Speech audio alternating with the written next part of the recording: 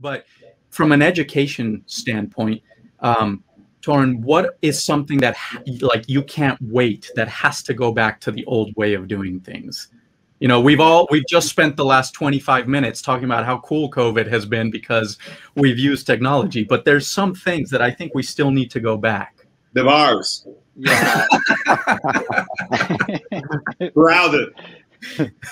The you know, touching a mixing console and feeling the faders and the EQ, you can't. I still feel like you can't recreate that feeling, that muscle memory with just a mouse, you know, or an iPad. Yeah, teaching recording engineering over the last year was certainly a challenge. But at the same time, yeah, it's a mixed blessing because our students have all dived fully deep into the matrix. Now we're looking at Dante patches and thinking about different ways to route audio around that might be more applicable, especially in these kinds of new immersive environments. So, you know, the mixing console is great for tracking, but now you actually need to know how to, you know, find your way around giant layers, matrices within matrices of digital patching. And I think to your point earlier, there's very much an emphasis here on building your own tools, and that's kind of continuing the tradition of recording engineering. Everybody's improvising and making this stuff as we go along, you know, and trying to find the best solution for whatever problem we come across. So yeah, learning how to, you know, program or design or build your own systems, that's such a critical skill to have in 2021. And I think that's something that we're all realizing is really important for all of our students.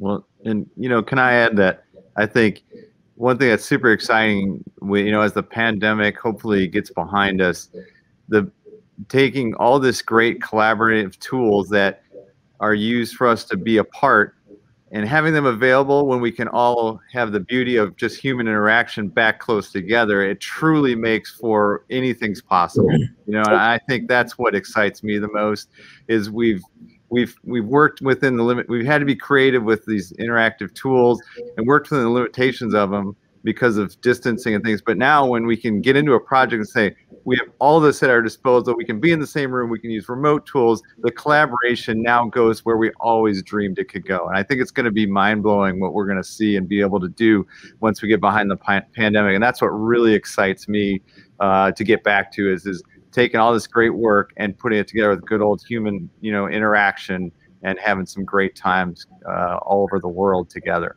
Yeah, absolutely. From a music making standpoint, I think that's critical, right? Like we've done all of these things with networks and VPN and Dante and all of this stuff, but like at a certain point, physics, we can't beat physics. And the fact that like sound travels at a certain speed and we just can't break that barrier no matter, you know, if we're like really far apart. So if we're in the same building, we can build a robust Dante network that will accommodate that. But if we're inner city or continental type of collaboration, that just hasn't really happened very well during the pandemic. I know, again, with this NPR show, we've gone back and forth and back and forth and back and forth on every single thing that we've released this year, just because that's the most efficient way to make the project actually seem like it's collaborative on the air. You know, it's just shipping it back and forth to each other.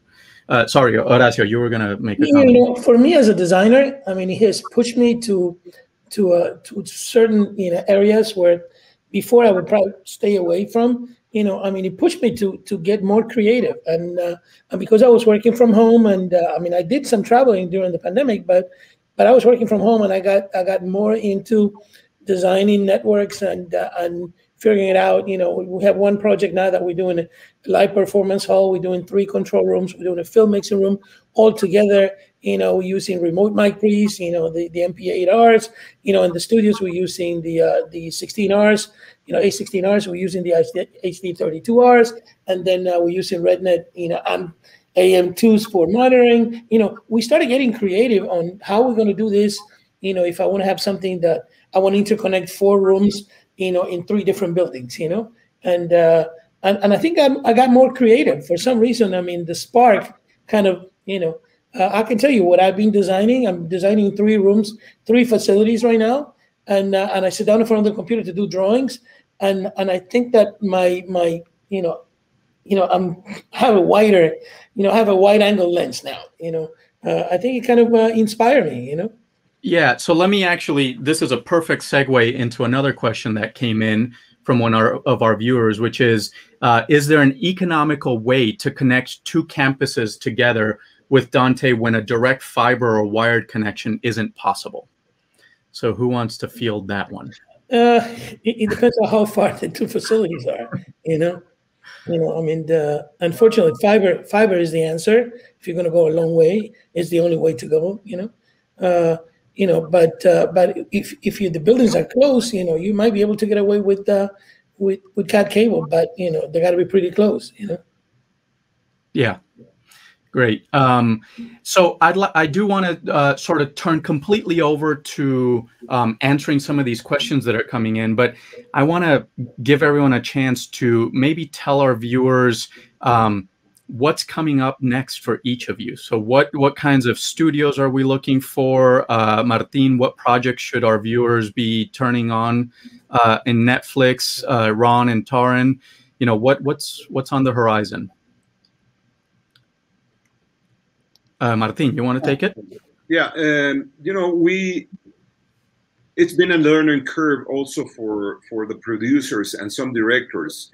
That I come from the background of doing feature films, and then we realized that the platforms is embracing the feature film concept and the feature film production level or values into the mainstream broader audience, so to say, and then the pandemic did obviously its own part to enhance this, and I don't think that's ever going to change. We all want to return to the cinemas, and it's happening little by little. But again, I think this other door that has opened is not gonna be closed. And it was a very good experience for me to bring the learning process of doing the film production or sound post-production into this different world and see the results of that.